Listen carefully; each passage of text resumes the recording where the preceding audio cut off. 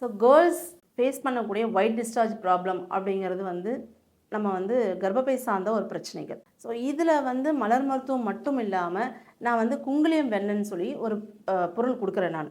இது எப்படி அப்படின்னா உடம்பு டிடாக்சிஃபிகேஷனுக்கு ஒரு சிறந்த ஒரு பொருள் அது. இந்த குங்குலியம் வெண்ணெயோட இயற்பெயரே பார்த்தீங்க அப்படின்னா சானிடைசர், நம்ம உடம்புக்கான சானிடைசர். ஸோ அதிகப்படியான அல்சரில் இருக்கேன் நான், அதிகப்படியான யூட்ரஸ் ப்ராப்ளத்தில் இருக்கேன். ஸோ பைல்ஸ் ப்ராப்ளம் நான் ஆப்ரேட் பண்ணியிருக்கேன், ஆனாலும் எனக்கு பைல்ஸ் ப்ராப்ளம் இருக்குது, பெயின் இருக்குது.